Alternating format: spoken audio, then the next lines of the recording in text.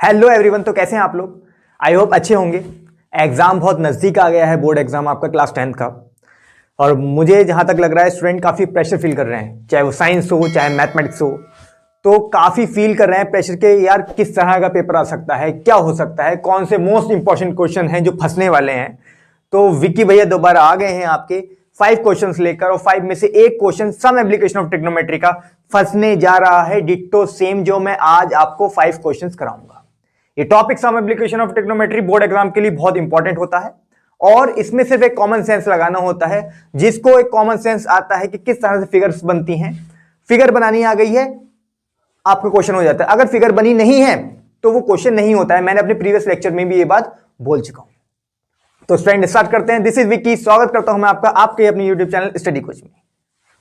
तो ये रहा question number first, some application of trigonometry का। बड़ा ही बढ़िया क्वेश्चन है, जरा ध्यान से देखें। From a point on the ground, the angle of elevation of the top and the elevation of the bottom and the top of a tower fixed at the top of 20-meter high building are 45 degree and 60 degree. Find the height of the tower. सबसे पहले कोई building है, ये बता रहे हैं। इन question को solve किस तरह से करते हैं, देखें। पूरा क्वेश्चन एक साथ नहीं पढ़ते हैं, स्टेप बाय स्टेप पढ़ के सॉल्व करते हैं। आप लोग क्या करते हैं, पूरा क्वेश्चन को एक साथ पढ़ देते हो। अब देखो, पढ़ो यहां से, from a point on the ground, सिर्फ इतना यहां पे रखो, ग्राउंड पे कोई पॉइंट है तो इसके क्या मान लिया, लेट से point A on the ground, ये थ्योरी लिख देंगे आप। आगे चलेंगे, the angle of elevation of the bottom and the top of a tower. कोई टावर है जो किसी बिल्डिंग पे खड़ा हुआ है, तो मैं से पॉइंट को थोड़ा नीचे ले लेता हूं। कोई पॉइंट है ये, तो इसके सामने कोई बिल्डिंग है, पॉइंट के सामने कोई बिल्डिंग है, और ये बिल्डिंग कितनी की है, 20 मीटर हाई बिल्डिंग है। और इस बिल्डिंग को आप कितना मान लीजिए, बी, और सी इस पॉइंट को मान लीजिए। बिल्डिंग को क्या मान लीजिए, बी सी। अब आगे पढ़िए, क्या बोला, angle of elevation of the bottom and the top of a tower fix at the top of 20 metre high building. 20 metre high building के ऊपर कोई टावर फिक्स्ड है। लेट से ये मैंने टावर मान लिया, कितना, सी और डी, ये टावर है। ये टावर क्या है, सी डी। ये इसकी हाइट मान लीजिए आप h, समझ गए मेरी बात, इसकी हाइट मान लीजिए आप h। अब ये कहां फिक्स है, किसी बिल्डिंग के ऊपर फिक्स्ड है। आप इसको यहां से बेस को मिला दीजिए, सिंपल है। अब आगे पढ़िए, क्या बोल रहे हैं, 45 डिग्री एंड 60 डिग्री। पहले बॉटम के साथ बन रहा है, फिर टॉप के साथ बन रहा है। अब नॉर्मल सी बात है, मैंने आपको बताया था, जब आप ज्यादा ऊंचाई पर देखते हैं तो एंगल बड़ा बनता है, जब थोड़ा नीचे आ जाते हैं तो एंगल छोटा बनता है। जब आप ऊंचाई पर देख रहे हैं तो एंगल बड़ा होगा, यानी कि ये तो 60 डिग्री ऑब्वियस है, ये वाला होगा। जब आप नीचे देख रहे हैं तो ऑब्वियस है 45 डिग्री एंगल, छोटा वाला एंगल ये वाला होगा। समझ रहे मेरी बात, नहीं समझ रहे? देखिए, जब आप ऊंचाई पर देखते हैं ना तो नॉर्मल सी बात है, एंगल बड़ा हो जाता है, और जब आप नीचे देखते हैं तो नॉर्मल सी बात है, एंगल थोड़ा छोटा हो जाता है। ठीक है ना?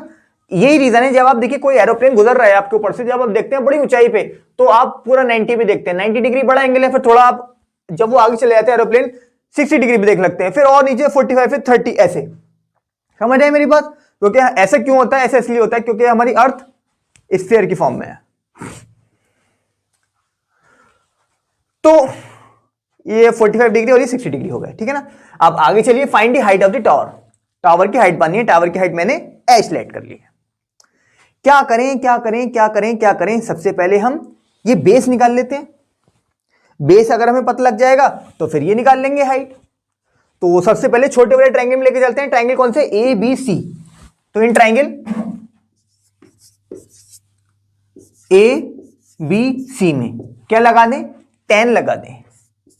tan 45 डिग्री, tan 45 डिग्री कितना होता है, परपेंडिकुलर अपॉन बेस। परपेंडिकुलर कितना है अभी BC, और बेस कितना है AB। अब मुझे कैसे पता परपेंडिकुलर अपॉन बेस होता है tan 45? जरा ध्यान से देखें, मैंने बताया था आपको PBP HHB, ये बताया था मैंने आपको। पाकिस्तान भूखा प्यासा, हिंदुस्तान हरा भरा। तो ये हो गया साइन, ये हो गया कॉस, ये हो गया टेन। तो tan क्या हो गया, perpendicular upon base, perpendicular upon base, perpendicular कितना है BC, BC कितना है 20 और बेस कितना है AB, जो कि मुझे भी फाइंड आउट करना है। tan 45 की वैल्यू कितनी होती है 1, यहां से क्रॉस मल्टीप्लाई करेंगे तो AB की वैल्यू कितनी आ जाएगी 20 मीटर। तो AB की वैल्यू यहां से मैंने कितनी निकाल ली 20 मीटर, ये मैंने वैल्यू निकाल ली 20 मीटर। समझ गया मेरी बात? ठीक है, आगे चले। अब मुझे बड़े वाले ट्रायंगल में लेके चलना है। बड़ा वाला ट्रायंगल ये वाला ADB या फिर DAB, इस वाले ट्रायंगल में चलना है। तो इन ट्रायंगल DAB में क्या लगा देता हूं मैं tan 60 डिग्री। अगेन tan कितना होता है परपेंडिकुलर अपॉन बेस, परपेंडिकुलर कितना है DB और बेस कितना है AB। अब DB कितना है आपका, DB है BC प्लस CD, DB कितना है BC प्लस CD और बेस AB ऐसे ही रहेगा। अब BC कितना है 20, CD कितना है H लेट करा है मैंने, समझ आई मेरी बात। अब AB अभी निकाला है 20, AB अभी निकाला है कितना 20। tan 60 की वैल्यू कितनी होती है टेबल उठा के देखिए, और मैंने बताया था टेबल को लर्न कर लेंगे तो बेटर ही रहेगा, बनाने में बहुत टाइम जाएगा एग्जाम में। तो tan 60 की वैल्यू टंग पे याद कीजिए √3, ठीक है। क्रॉस मल्टीप्लाई कर देंगे यहां से, अंडर कितना हो जाएगा 20 √3 ये आ गया यहां से, और यहां पे क्या आ गया 20 प्लस H, यहां से ये नेगेटिव में हो जाएगा, ये हो जाएगा कितना हो जाएगा 20 √3 माइनस के 20 इजिकल टू H, यहां से कॉमन ले लेंगे कितना 20 कॉमन आ गया यहां से, तो अंदर बचेगा √3 माइनस 1 इजिकल टू H। तो H की वैल्यू यहां से कितनी आ गई, H की वैल्यू यहां से आ गई है 20 √3 माइनस 1 मीटर।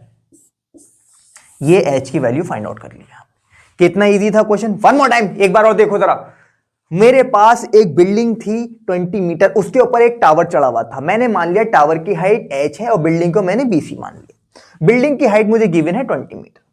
अब एक पॉइंट से यहां पर इन बिल्डिंग के सामने कोई पॉइंट है, उस पॉइंट से जो टावर है उसके बॉटम से 45 डिग्री का एंगल बन रहा है और टॉप से 60 डिग्री का एंगल बन रहा है, वो मैंने बना लिया। बॉटम से 45 डिग्री, बॉटम कहते हैं नीचे वाले को, टॉप कहते हैं ऊपर वाले को, ये बना लिया।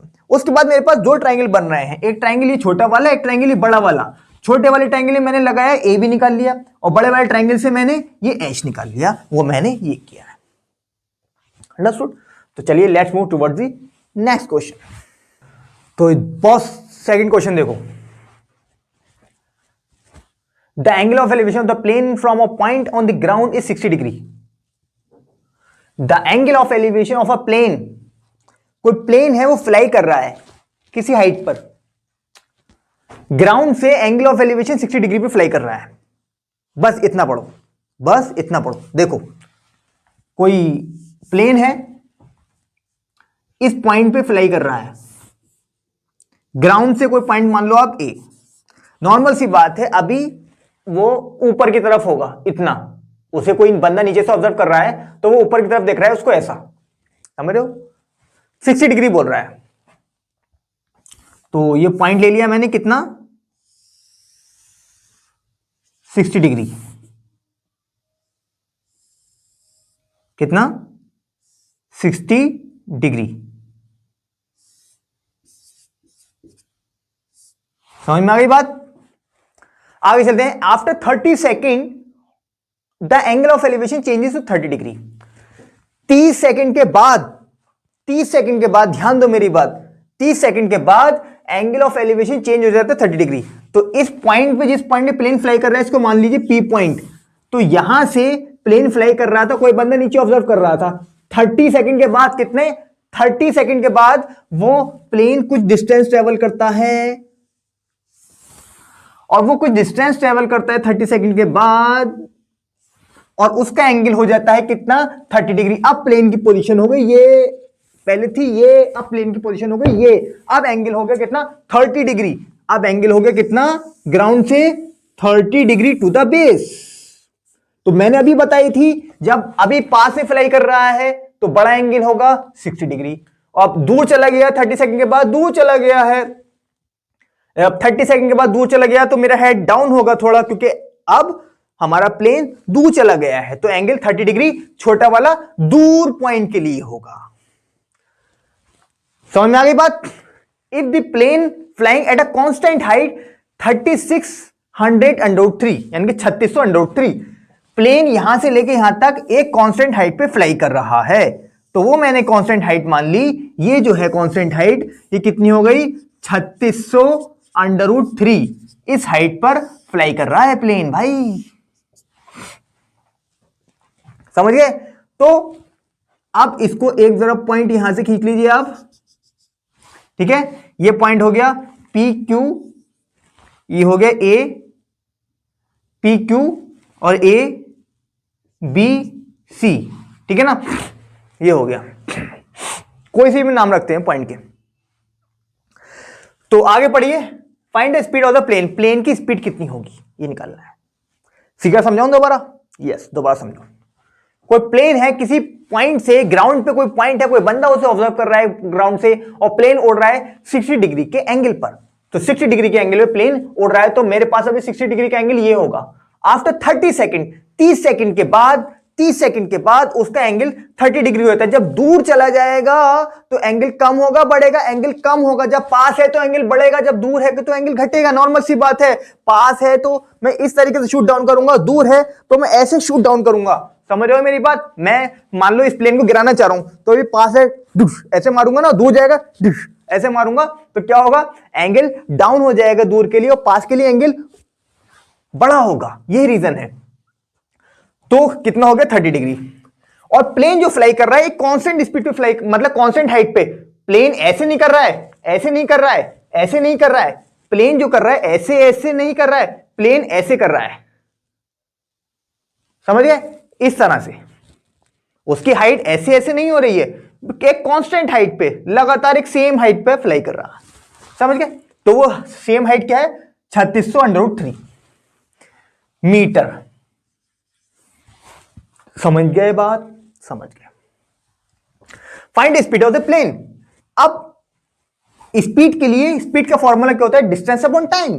स्पीड का फॉर्मूला क्या होता है, डिस्टेंस अपॉन टाइम। डिस्टेंस उसने यहां से यहां तक कितनी ट्रेवल करी वो निकाल लीजिए। चाहे यहां से यहां तक ट्रेवल करे, चाहे यहां से यहां तक, बात एक ही, ये दोनों डिस्टेंस इक्वल हैं, तो यहां से लेके यहां तक की हमें डिस्टेंस पता होनी चाहिए, फिर उसके बाद हम वैल्यूज फाइंड आउट करेंगे।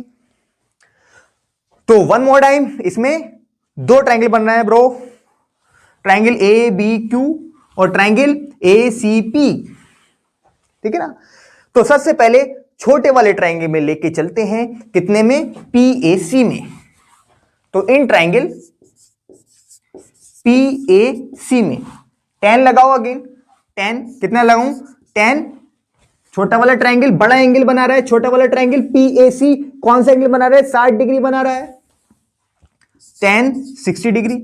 परपेंडिकुलर अपॉन बेस, 10 कितना होता है, परपेंडिकुलर अपॉन बेस। परपेंडिकुलर कितना है PC, और बेस कितना है AC मेरे भाई। PC और AC मेरे भाई, समझ गया बात? ठीक है। PC कितना है मेरे भाई, PC है 3600√3, 3600√3। ये 3600 है √3, तो ये भी 3600√3 हो जाएगा। PC कितना हो गया 3600√3, 3600√3। और AC अभी मुझे नहीं पता है। अब 1060 की वैल्यू कितनी होती है, √3। ये वैल्यू नीचे लिखिए, 3600√3 अपॉन AC। यहां से ये नीचे आ जाएगी वैल्यू 3600√3 अपॉन √3, √3 से √3 खत्म, तो 3600 वैल्यू निकल के आ गई है। किसकी वैल्यू, AC की। AC कितने आ गया मेरे पास, AC आ गया मेरे पास 3600। कितना आ गया AC, 3600, ठीक है, यानी कि 3600। याद तक बात क्लियर है भाई? ठीक है, आगे आ जा, आप देख। अब चलते हैं बड़े वाले ट्रायंगल में, कौन सा, QAB में। बड़े वाला ट्रायंगल कौन सा है? क्यू ए बी में। In triangle Q A B में क्या निकाले? दूर चला गया है पॉइंट यहां से यहां तक चला गया है, तो छोटा वाला लगेगा एंगल, यानी कि 10-30 degree. 10-30 perpendicular upon base. Perpendicular कितना है? परपेंडिकुलर कितना है?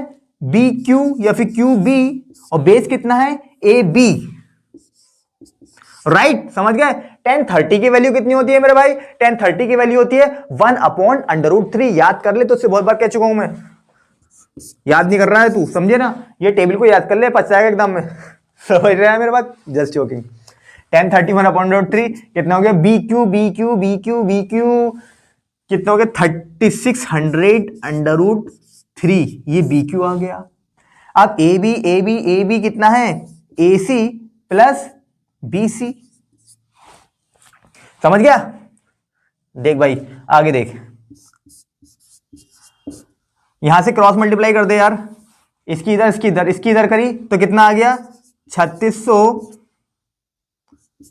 का √3 3, और ये ए सी प्लस बी सी। इसकी इधर मल्टीप्लाई करी 0 0 3 6 18 का 8 कैरी 1 3 3 9 और 1 10 10,800 आ गया। ये ए सी की वैल्यू रख दे 3600, बीसी की वैल्यू निकालनी है तुझे, क्योंकि वहीं से डिस्टेंस तो निकालेगा स्पीड। तो बीसी इसमें से घटा दे 200, और ये बचे 10 में से 3 7 7200 है करे भाई तेरा। ये कितना आ गया? 7200। बीसी कितनी आ गई? 7200, यानी कि 7200। तो 7200 दैट मीन्स 7200। तो ये 7200, तो ये भी 7200 मीटर। अब लगा दे भाई मेरे फॉर्मूला कौन सा? स्पीड का।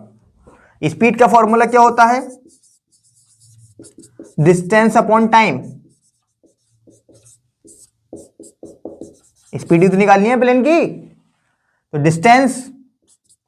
डिस्टेंस इस पॉइंट से इस पॉइंट से या फिर इस पॉइंट से इस पॉइंट तक कितनी डिस्टेंस ट्रेवल करी? इस पॉइंट से इस पॉइंट तक 7200 ट्रेवल करी इसने।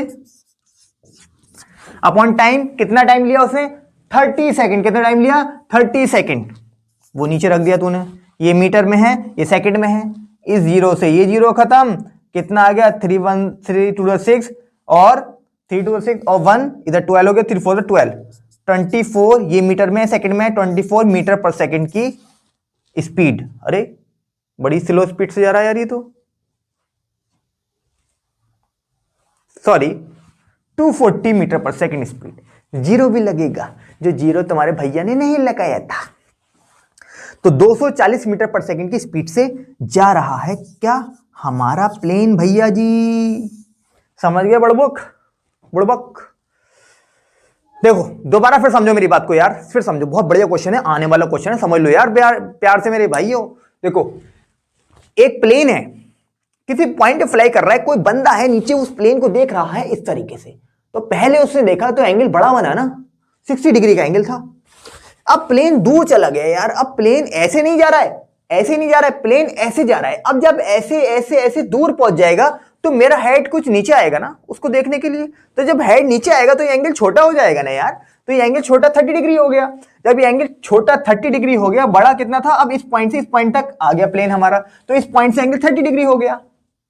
ठीक है, अब उस तरीके से। और लेकिन प्लेन जो उड़ रहा है कांस्टेंट हाइट पे उड़ रहा है। कांस्टेंट हाइट मतलब ऐसे ऐसे नहीं हो रहा है, ऐसे जा रहा है, और कितनी? 3600√3 की हाइट से उड़ रहा है। समझ गए? ठीक है। Find the speed of the plane. Plane की स्पीड निकाल लीजिए। अब स्पीड कैसे निकालेंगे? स्पीड का फॉर्मूला होता है डिस्टेंस अपॉन टाइम। तो डिस्टेंस निकालने के लिए मुझे P से Q तक की डिस्टेंस पता होनी चाहिए पहले, कि यहां से लेके यहां तक, इस पॉइंट से इस पॉइंट तक उसने कितनी डिस्टेंस ट्रेवल करी। टाइम मुझे दे रखा है उन्होंने 30 सेकंड में, क्योंकि ये डिस्टेंस वो कितने टाइम में ट्रेवल कर रहा है? 30 सेकंड में। अब उसके लिए मेरे पास दो ट्रायंगल बने, एक ट्रायंगल ये छोटा वाला बना और एक ट्रायंगल ये बड़ा वाला बना। पहले मैंने छोटा वाला ट्रायंगल ले लिया PAC मैंने ट्रायंगल लिया, इसमें tan 60 लगाया। tan 60 कितना होता है? Perpendicular upon base. परपेंडिकुलर कितना है? PC। बेस कितना है? AC। PC कितना आ गया? मैंने ये वैल्यू रख दी। जब ये 3600√3 तो ये भी 3600√3, तो यहां पे मैंने वैल्यूज रख दी और क्रॉस मल्टीप्लाई किया, तो मैंने AC की वैल्यू यहां से कितनी निकाली? 3600।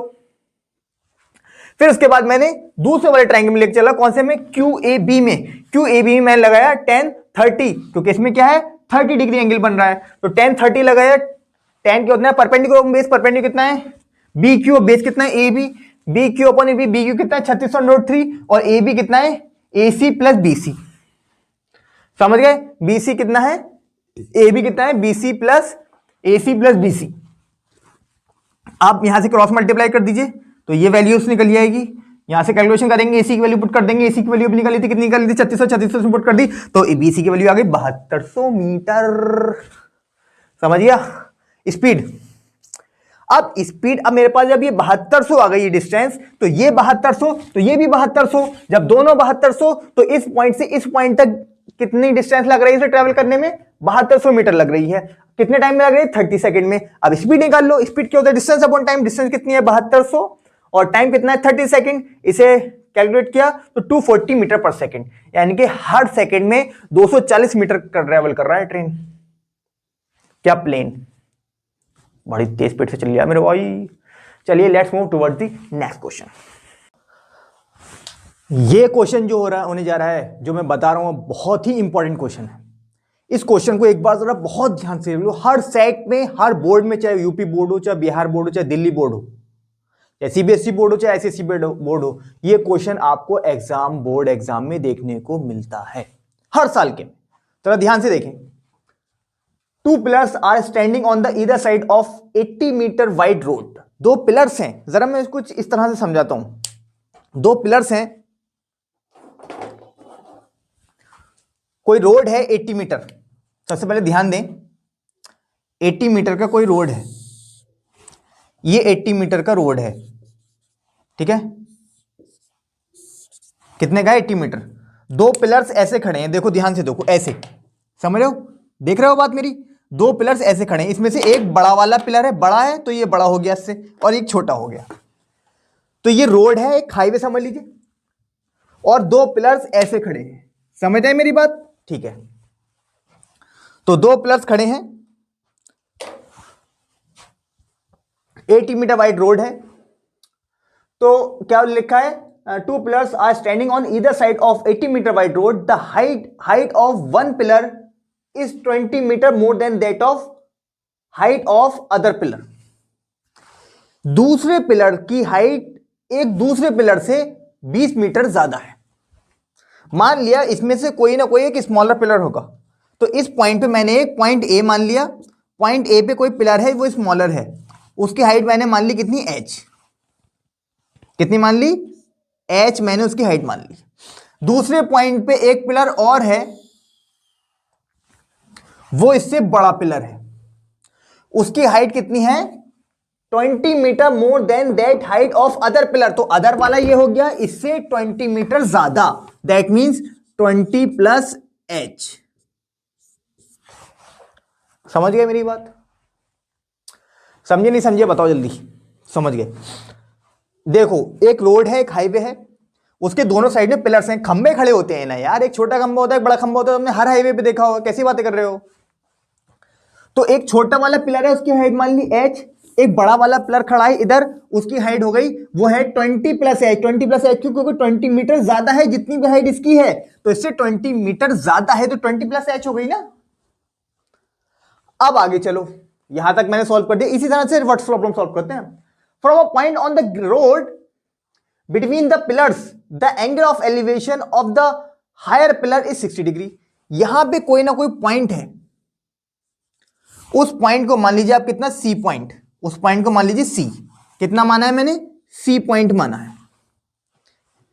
इस सी पॉइंट से जरा मैं इसे बड़ा कर देता हूं,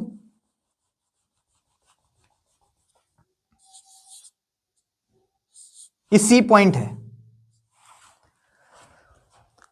सी पॉइंट से from a point on the road between the pillars, pillar के बीच में कोई पॉइंट मान लीजिए, वो खुद कह रहे हैं, the angle of elevation of the higher pillar. Higher pillar से एंगल ऑफ एलिवेशन मतलब ऊपर को देखना, यहां से जब मैं ऊपर को देखूंगा उसकी तरफ तो कितना हो जाएगा 60 डिग्री। कितना है 60 डिग्री। समझ गए मेरी जान, ठीक है आगे चलो। Whereas that other pillar, other मतलब छोटा वाला ही बचा, तो छोटे वाले के साथ कितना हो गया 30 डिग्री। समझ गए मेरी बात? Find the position of the point between the pillars and the height of each pillar. अब इसकी पोजीशन निकाल दो। इसकी पोजीशन जो है इस पॉइंट की इस वाले पिलर से कितनी दूरी पर है और इस वाले पिलर से कितनी दूरी पर है। मैंने मान ली AC जो है सी पॉइंट एक्स डिस्टेंस पे है, कहां से? ए पॉइंट से। सी पॉइंट जो है एक्स डिस्टेंस पे है ए पॉइंट से, तो ये कितने पे हुआ फिर? 80 माइनस एक्स। समझ गए मेरी बात? अरे मैंने इसको मान लिया सी पॉइंट को, वो कितना है? एक्स डिस्टेंस पे है ए से, यानी कि स्मॉलर पिलर से, तो बड़े वाले से कितना हो गया? ये पूरा 80 है, 80 में से x निकाल दिया तो 80 माइनस एक्स ही तो बचा। समझ में आ गई बात? अब इन पॉइंट्स का नाम रख लो ABCDE।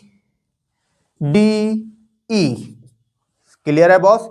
अब दुनिया की कोई ताकत तुम्हें नहीं रोक सकती इस क्वेश्चन को सॉल्व करने से। सिर्फ एक बार फिगर बन गई, क्वेश्चन सॉल्व हो गया। सम एप्लीकेशन ऑफ ट्रिग्नोमेट्री का यही रूल है, अगर आप मुझे बना दोगे तो मैं तुम्हारा क्वेश्चन सॉल्व करवा दूंगी। कौन बोलता है? फिगर बोलती है। तुम मुझे बना दो, मैं तुम्हारा क्वेश्चन सॉल्व करवा दूंगी। तुम मुझे नहीं बना सकते तो मैं तुम्हारा क्वेश्चन सॉल्व हरगिज नहीं करवाऊंगी। समझ है? तो जिससे फिगर बनानी आती है वही ये क्वेश्चन सॉल्व कर सकता है, अदरवाइज टाइम वेस्टिंग है। हाइट एंड डिस्टेंस में यानी कि सम एप्लीकेशन ट्रिग्नोमेट्री। समझ रहे हो मेरी बात? बहुत बढ़िया बढ़िया बातें बताता हूं तुम्हारे मैं। देखो, दो ट्रायंगल अब निकालने क्या है? पोजीशन निकालनी है इस पॉइंट की, कितने कितने से, और हाइट निकालनी है दोनों प्लेयर्स की। दोनों प्लेयर्स की हाइट निकालनी है और पोजीशन निकालनी है। चलो, तो सबसे पहले इन ट्रायंगल कौन से में? BCA में। BCA में लगा लो। क्या लगाऊं मैं? 1030। 1030 कितना होता है? Perpendicular upon base. परपेंडिकुलर कितना है? H, और बेस कितना है? X। 1030 की वैल्यू कितनी होती है? 1/√3। That means H upon X। ठीक है, अब कितना हो जाएगा जरा ध्यान से देखो। यहां से मैं अगर मैं निकालूं, क्रॉस मल्टीप्लाई करूं तो x को निकालूं, क्या x is equal to H upon under root, या फिर x is equal to H √3। ये इतना आ रही है x की वैल्यू, अभी पूरी नहीं निकली है।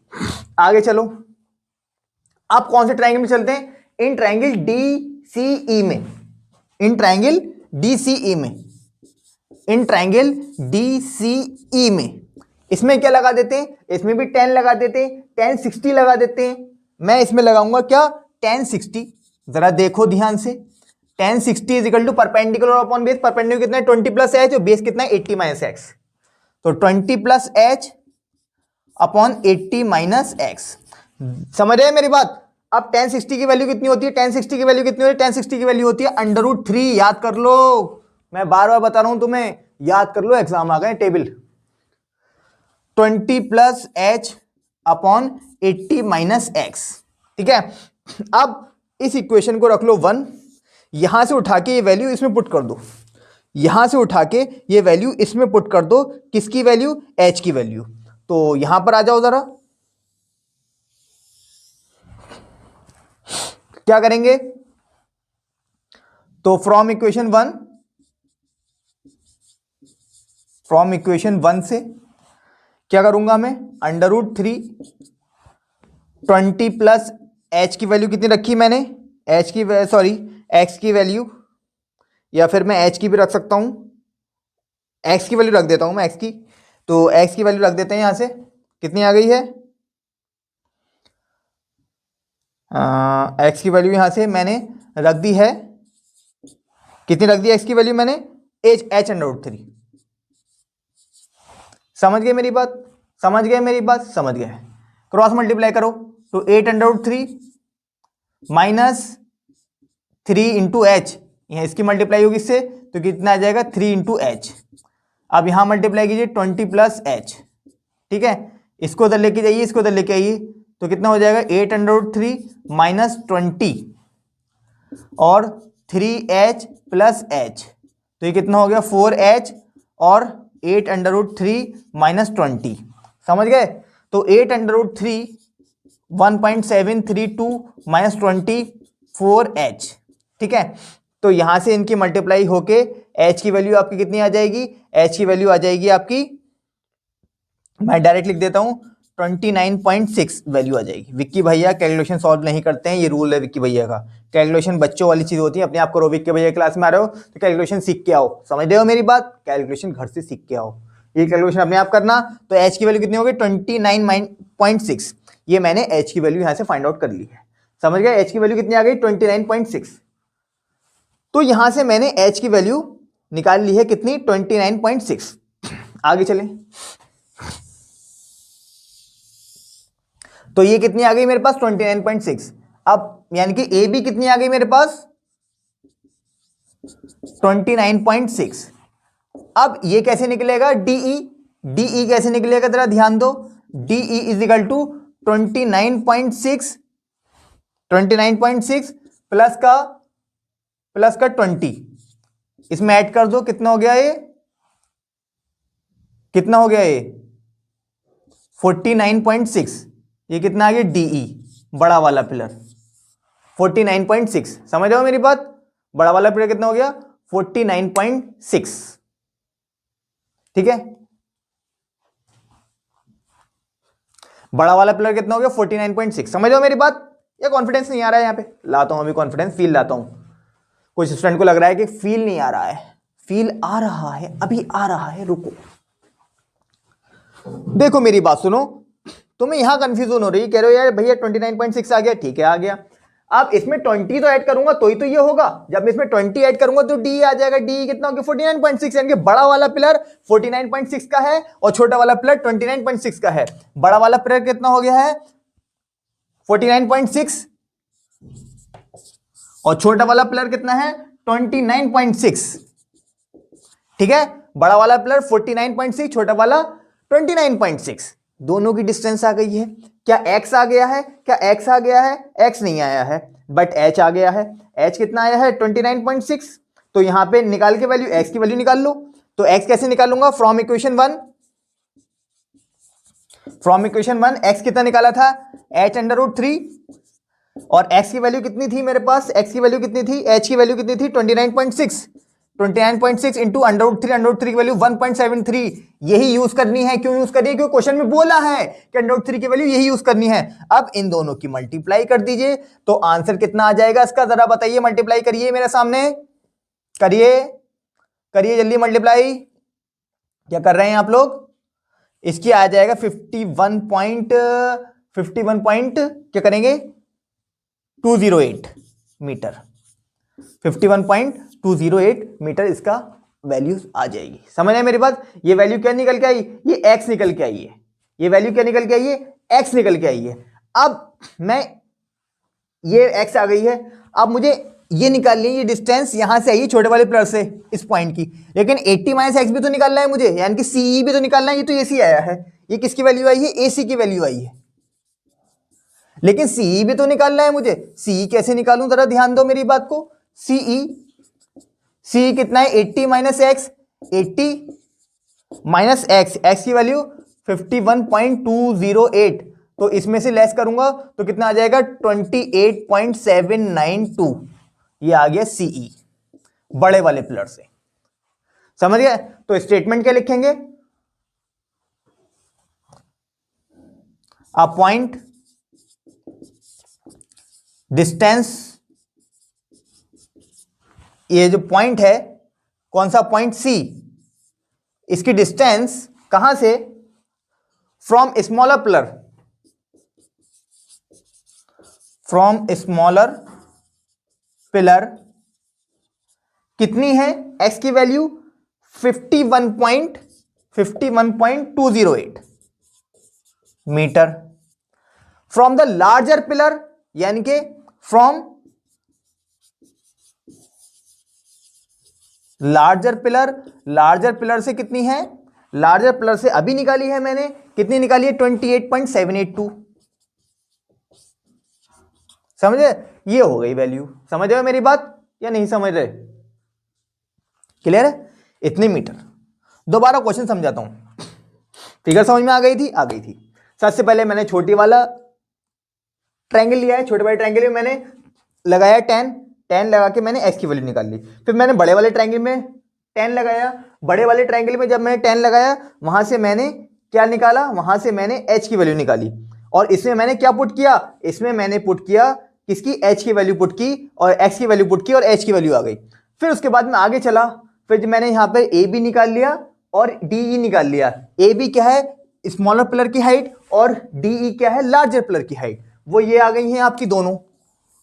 अब उनके बाद फिर मैंने जब निकाला, ये जो पॉइंट मेजर करा था जो रोड के बीच में है, ये छोटे वाले पिलर से कितनी दूरी पर है और बड़े वाले पिलर से कितनी दूरी पर है, वो x की वैल्यू यहां पे निकल के आ गई है, वो दूरी ये आ गई है, और बड़े वाला पिलर 80 माइनस x कर दिया, उसमें से 80 में से x घटा दिया, तो इसका मतलब छोटे वाले पिलर मतलब बड़े वाले पिलर से उसकी डिस्टेंस आ गई है। समझ गए मेरी बात? तो इस तरह से इस क्वेश्चन को सॉल्व करेंगे। बढ़िया से स्क्रीनशॉट ले लो, रिवाइज कर लो, और समझ में नहीं आया तो कमेंट कर दो एक बार, ठीक है ना, और समझ में आ गया तो भी कमेंट कर दो। बड़ा इंटरेस्टिंग क्वेश्चन है, आने वाला है, मेरी बात को ध्यान से सुन लो।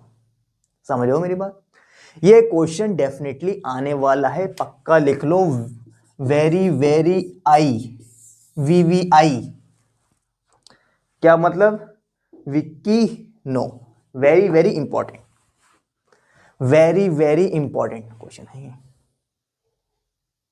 या फिर विक्की वेरी इंपॉर्टेंट, ठीक है। तो ये क्वेश्चन आपके बोर्ड एग्जाम में रखा है, जरा ध्यान से इसको नोट कर लो, ठीक है ना। चलिए let's move towards the next question. एक इस तरह का क्वेश्चन शॉर्ट में मिल सकता है या फिर लॉन्ग में, पक्का, जो मैं अब कराने जा रहा हूं।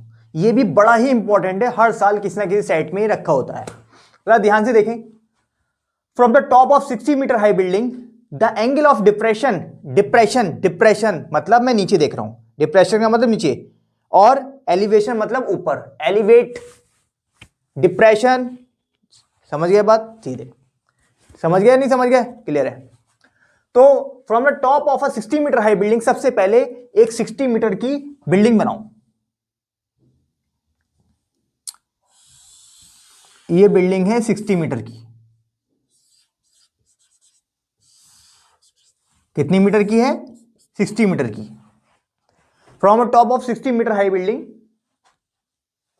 The angle of depression of the top and the bottom of a cable tower, इसके सामने कोई ना कोई केबल टावर है, मान लीजिए किसी डिस्टेंस पे, एक्स डिस्टेंस पे यहां पर कोई केबल टावर है, समझ गए?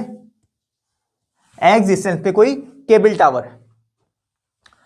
तो आगे पढ़िए, तो angle of depression of the top and the bottom of a cable tower, cable tower के टॉप से और केबल टावर के बॉटम से एंगल ऑफ डिप्रेशन बना रहा है। कितना बना रहा है? 45 डिग्री एंड 60 डिग्री। टॉप से, टॉप ये रहा, टॉप से 45 डिग्री, और बॉटम से, यानी कि ये रहा बॉटम, तो ये लाइन जा रही है बॉटम को जो टकरा रही है, कितना? 60 डिग्री। समझ गए मेरी बात? इस लाइन को यहां से ज्वाइन कर दीजिए। क्लियर है बॉस? ठीक है। Find the height of the tower, tower की हाइट निकालनी है। Let's say height of the tower to be h, cable tower की हाइट h मान ली। समझ गए? दोबारा से फिर समझाऊं? समझो, कोई बिल्डिंग है 60 मीटर ऊंची, उसके टॉप से कोई बंदा खड़ा है, तो वो कोई देख रहा है बिल्डिंग, उसके सामने कोई बिल्डिंग खड़ी है, मतलब सॉरी टावर खड़ा है, एक बिल्डिंग है 60 मीटर टॉल, तो उस बिल्डिंग के टॉप से कोई देख रहा है, उसके सामने केबल टावर है, केबल टावर के टॉप पर और बॉटम पर। टॉप पर जब उसने देखा तो 45 डिग्री का एंगल बन रहा है, बॉटम पर देखा तो 65 डिग्री का एंगल बन रहा है। समझ में आ गई बात? और ये केबल टावर हमने मान लिया एक्स डिस्टेंस पे है, कहां से? इस बिल्डिंग से। आप इस पॉइंट को ए मानिए, ये बी मानिए, ये सी मानिए, ठीक है, इसे डी मानिए, इस पॉइंट को ई मानिए। समझ गए? ये पॉइंट्स कुछ भी रख सकते हैं एज यू विश, इसमें मनाती है नहीं है। क्लियर है इतनी बात? अब भैया इन एंगल से वैल्यूज नहीं निकल सकती, इन वैल्यूज से जो डिप्रेशन वाले एंगल बनते हैं, ऊपर जो बनते हैं, ये इमेजिनरी लाइन मैंने लेट करी है, ये लाइन जो लेट करी जाती है, इमेजिनरी लाइन लेट की जाती है, तो इस इमेजिनरी लाइन के साथ एंगल बनता नहीं है, क्वेश्चन सॉल्व नहीं होता है। क्वेश्चन सॉल्व करने के लिए हमें, अगर ये 60 है तो इसका ऑल्टरनेट एंगल क्या होगा, क्योंकि ये लाइन इस लाइन के पैरेलल है, आपने पढ़ा होगा लाइन एंड एंगल में कि जब दो लाइन पैरेलल होती है उनको जो कट करती है वो ट्रांसवर्सल होती है, तो ये एंगल और ये एंगल ऑल्टरनेट होगा, तो ये एंगल 60 तो ये भी 60, ये 45 तो ये 45। ऐसा क्यों? क्योंकि ये लाइन पैरेलल है इस लाइन के। समझ गए मेरी बात? क्लियर है? तो find the height of the tower. Tower की हाइट मैंने मान ली कितनी, h। टावर की हाइट निकाली है। दो ट्रायंगल बन रहे हैं, दोनों ट्रायंगल में चलते हैं। पहला ट्रायंगल छोटा वाला CDE में, इन ट्रायंगल CDE में क्या लगा दूं, tan 45 डिग्री। tan 45, tan क्या होता है, परपेंडिकुलर अपॉन बेस। परपेंडिकुलर कितना है, ये परपेंडिकुलर रहा, परपेंडिकुलर कितना है ये, अगर मैं निकालूं ये पूरा 60 है, ये कितना बचा 60 माइनस h, 60 माइनस h ही तो बचेगा, ये 60 माइनस h ही तो बचेगा। ये क्यों बचेगा, ध्यान से सुनो मेरी बात, अगर मैं इसको रब कर दूं तो 60 माइनस h ही तो बचेगा। देखो ये पूरी 60 है और इसमें से ये h लेट कर दिया, ये भी h हो गई। जब ये h लेट कर दिया तो ये कितनी बची, 60 माइनस h। तो परपेंडिकुलर कितना हो गया, परपेंडिकुलर यहां पे CE है और बेस कितना है, बेस कितना है, DE है। CE और DE, CE कितना है 60 माइनस h और DE कितना है x, tan 45 1, क्रॉस मल्टीप्लाई कीजिए तो x 60 माइनस h।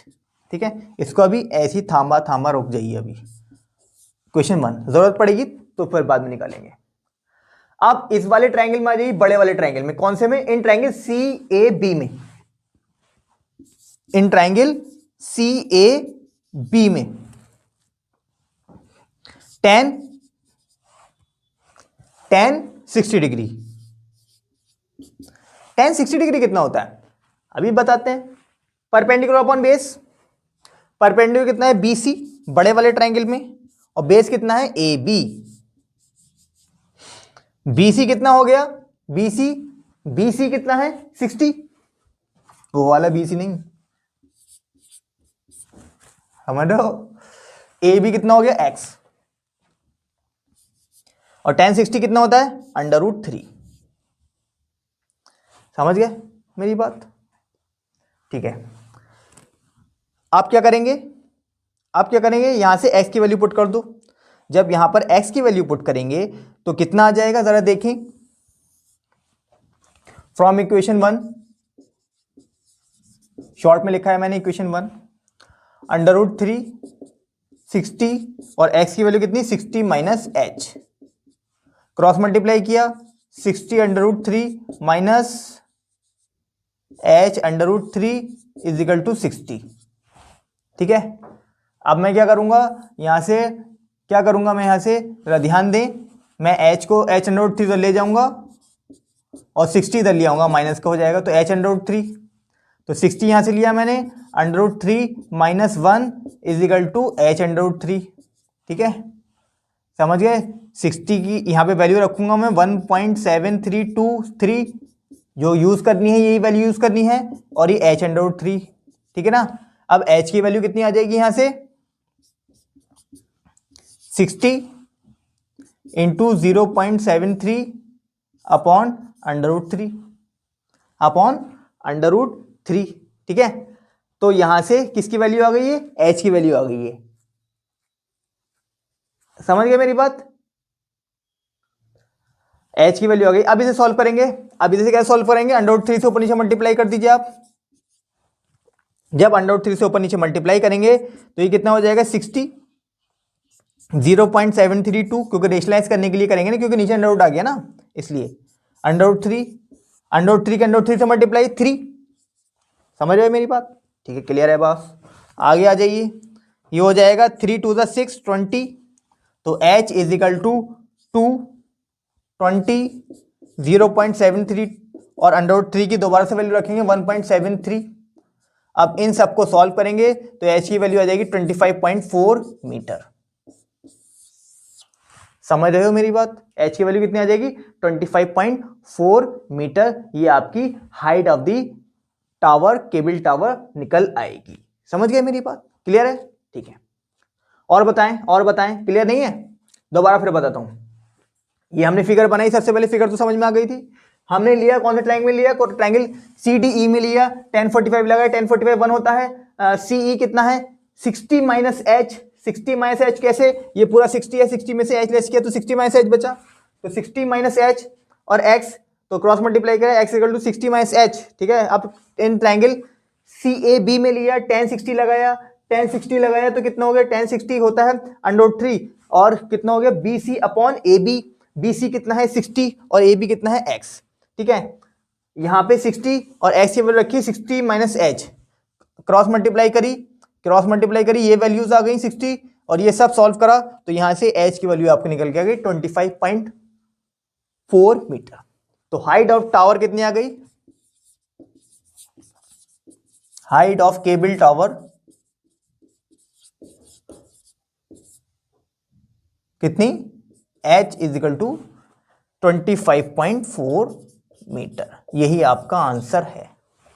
समझ गए मेरी बात। चलिए let's move toward the next interesting question, जो कि इससे भी ज्यादा इंपॉर्टेंट है और लॉजिकल क्वेश्चन है। ये क्वेश्चन एक ऐसा इंपॉर्टेंट क्वेश्चन है जो मैं अब ये बताने जा रहा हूं, बड़ा ही ध्यान से देखें इसके। एक तो वो डबल पिलर वाला जो मैंने बताया था बोथ साइड, और एक ही क्वेश्चन, इन दोनों में से आई होप एक क्वेश्चन जरूर आएगा, ये मेरा मानना है।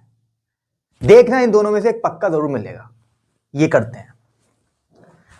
अ मैन ऑन अ क्लिफ, सबसे पहले तो क्लिफ बताओ इसको क्या कहते हैं यार, ये बड़ी बुरी बुरी वोकैब आ जाती है भाई, इंग्लिश ने बड़ा दिमाग खराब कर रखा है, इंग्लिश ने बड़ा दिमाग खराब कर रखा है। देखो क्लिफ कहते हैं ऊंची चट्टान, एक खड़ी चट्टान, एक पहाड़ी नहीं चट्टान, एक ऊंची चट्टान, खड़ी पहाड़ी टाइप, उसे कहते हैं cliff. Observer a boat, observe a boat मतलब a man on a cliff, एक क्लिफ पर खड़ा है कोई आदमी, उसने ऑब्जर्व किया एक बोट आ रही है किसकी तरफ, उस चट्टान की तरफ। At an angle of depression, angle of depression again 30 degree, दूर से आ रही है बोट, क्लिफ पे खड़ा है, चट्टान पे खड़ा है कोई बंदा, एक दूर से बोट देख रहा है आते हुए, कहां से, दूर से बोट देख रहा है आते हुए, उसकी तरफ आ रही है बोट। वो चट्टान नॉर्मल सी बात है कहां पर होगी, एक आइलैंड समझ लो यार तुम, क्या आइलैंड पे खड़ा हूं किसी चट्टान पे, दूर से बोट आ रही है, अब वो चट्टान ऊंची है काफी, खड़ी चढ़ाई वाली चट्टान है वहां से, which is approaching the shore to the point immediately beneath the observer with a uniform speed।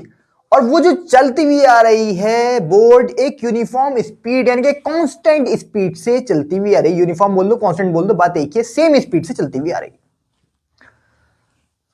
है। चलो सबसे पहले जरा एक क्लिफ बना लो, ये रही क्लिफ चट्टान, ये पॉइंट मान लो ए जहां से बोट आ रही है, समझ गए। अब ये जो बोट आ रही है तो ऑब्जर्वर यहां से देख रहा है, जब ऑब्जर्वर ने देखा तो ऑब्जर्वर की आंख से एक इमेजिनरी लाइन मान लो, ऑब्जर्वर की आंख से एक इमेजिनरी लाइन मान लो, उस लाइन के साथ ये नीचे वाली लाइन 30 डिग्री का एंगल बनाएगी। ये क्योंकि नीचे की तरफ देख रहा है तो एंगल ऑफ डिप्रेशन बनेगा इस तरीके से, इमेजिनरी लाइन और इमेजिनरी लाइन और एक ये लाइन, इन दोनों के साथ कितना बनेगा, 30 बनेगा मेरे भाई।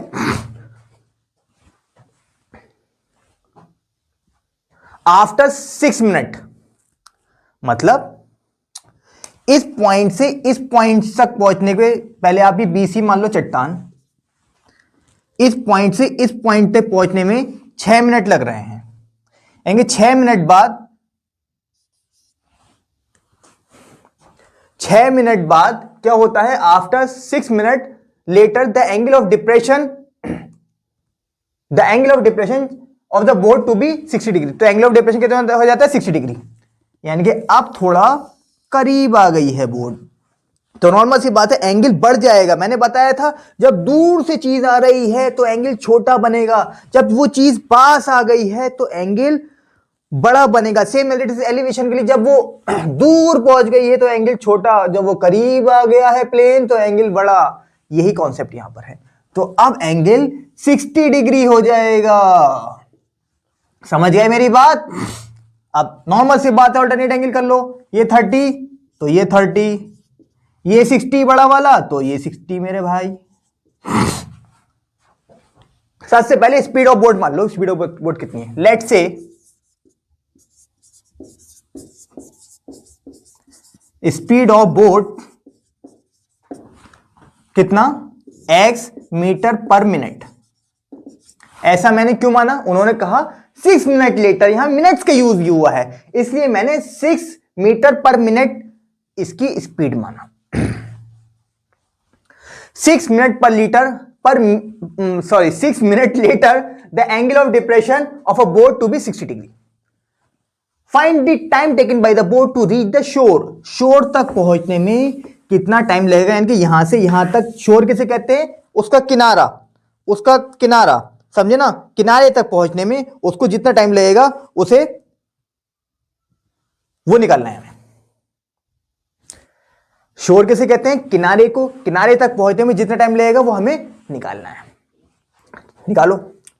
तो मैंने मान लिया बोट को यहां से यहां पहुंचने में मतलब कितनी स्पीड से चल रहा है, x मीटर पर मिनट की स्पीड से बोट चल रही है, कांस्टेंट स्पीड पे। ये कांस्टेंट है, टाइम क्या है, ये स्पीड क्या है, कांस्टेंट है, मतलब लगातार इस पॉइंट से इस पॉइंट तक इसी सेम स्पीड से चलती रहेगी boat.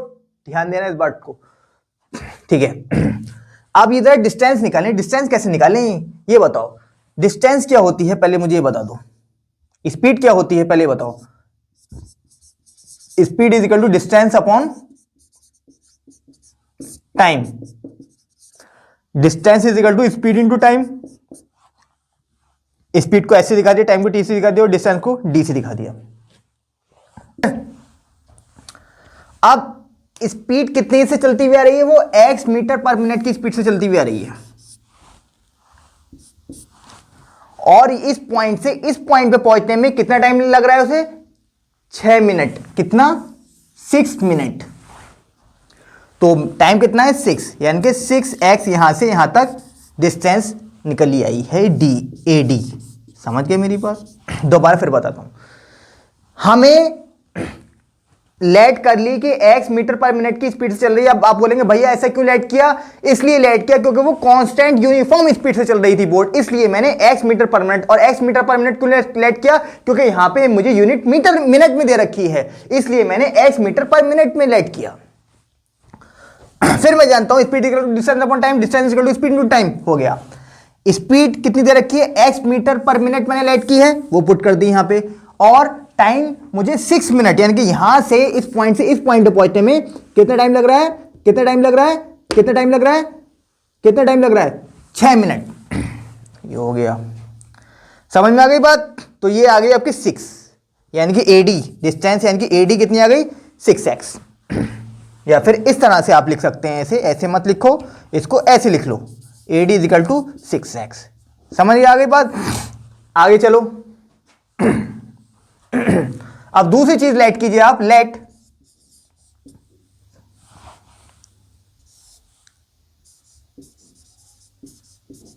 Time to reach D to be. कितना मान लिया t, डी से बी पहुंचने में t टाइम लग रहा है। जब यहां से यहां तक पहुंचने में, शोर तक पहुंचने में t टाइम लग रहा है, तो डिस्टेंस निकालिए। अगेन डिस्टेंस कितनी होती है, स्पीड इंटू टाइम, वही लगाऊंगा मैं। स्पीड कांस्टेंट स्पीड से चल रही थी, कैसे, कांस्टेंट स्पीड से चल रही थी। कांस्टेंट स्पीड कितनी लेट की थी मैंने, x, और इस बार टाइम मैंने t लेट कर लिया, तो यहां पे t की जगह स्मॉल t पुट कर दिया, तो यानी कि xt, यानी कि ये डिस्टेंस कितनी आ गई, db xt। db कितनी आ गई, xt। यहां तक बात क्लियर है नहीं है, बताओ क्लियर है नहीं है, क्लियर है। देखो मेरी बात सुनो, देखो बच्चों, मुझे एंगल ऑफ डिप्रेशन पता था, एक बोट आ रही है दूर से, कांस्टेंट स्पीड से आ रही है। मुझे नहीं पता, मैंने वो कांस्टेंट स्पीड मान ली x metre per minute. Minute में क्यों मानी, वो मिनट में इसलिए मानी क्योंकि वो 6 मिनट लेटर कह रहा था कि 6 मिनट लग रहे हैं इस पॉइंट से इस पॉइंट तक पहुंचने में, तो इसलिए मैंने उसे x मीटर पर मिनट मानी। ठीक है, तो मैंने उसे x मीटर पर मिनट माना। अब x मीटर पर मिनट मानने के बाद मैंने यहां पर डिस्टेंस निकाली, कौन सी, एडी। डिस्टेंस निकालने के लिए फॉर्मूला, अगर मुझे स्पीड पता है तो क्या होगा, speed equal to distance upon time. Distance upon time, that mean d is equal to s to t। x कितना, x है, और t कितना है, 6, क्योंकि यहां से यहां पहुंचने में 6 मिनट लग रहे हैं, तो that means d is equal to 6 है, और d कितना है यहां पे, ad मतलब 6x। Same as it is यहां लगाया मैंने, यहां से यहां तक पहुंचने में मैंने मान लिया उसे t टाइम लग रहा है, तो यहां से यहां तक t टाइम लग रहा है, तो डिस्टेंस लगाई, स्पीड टू टाइम, स्पीड कितनी है x, क्योंकि यहां पर भी x ही चलती हुई आ रही है और यहां पर भी वही स्पीड थी क्योंकि कांस्टेंट स्पीड से चल रही है, तो इसका मतलब x इंटू टी हो गया। समझ रहे हो मेरी बात, नहीं समझ रहे? Find the time taken to by boat to reach the shore, shore तक पहुंचने में उसको कितना टाइम लगेगा, समझ गए? तो ये तो भैया हो गया आपका कार्य। अब जरा दो ट्रायंगल में आ जाओ। इन ट्रायंगल कौन से में, बड़े वाले में आ जाओ, CAB में क्या लगा दो, 10 30। 10 30 कितना होता है, परपेंडिकुलर अपॉन बेस। अब मैंने इस क्लिफ की हाइट कितनी मान ली, h मान ली, क्लिफ की हाइट भी तो लाइट नहीं की थी, तो क्लिफ की हाइट h मान लो। परपेंडिकुलर कितना है h और बेस कितना है 6x प्लस xt। समझ गए मेरी बात? ठीक है, तो यहां से 10 30 की 1/√3 होती है वैल्यू, याद कर लो बुढ़बा को। यहां से क्या करा, x कॉमन लिया तो 6 प्लस टी अंदर बचा, x कॉमन लिया तो 6 प्लस टी अंदर बचा। ठीक है, तो यहां से मैं h की वैल्यू निकाल लेता हूं, तो मैं क्रॉस मल्टीप्लाई करूंगा, h is equal to x 6 plus t upon √3। ये इक्वेशन 1 रख लो उसका नाम। दूसरे पे चलते हैं। इन ट्रायंगल, कौन से ट्रायंगल में, इन ट्रायंगल CDB में, CDB में क्या लगा दूं, 10 60 डिग्री लगा दूं। 10 60 degree perpendicular upon base, perpendicular कितना है h और बेस कितना है xt। 10 60 कितना होता है √3 और h xt, h is equal to √3 xt या फिर xt √3, इक्वेशन 2। समझ गए, आ गई मेरी बात? दोनों इक्वेशन में h को बराबर कर लीजिए, क्योंकि h इसके बराबर है और h इसके बराबर है, तो इन दोनों इक्वेशन को बराबर कर सकता हूं। अरे भाई एक चीज, ये पेन है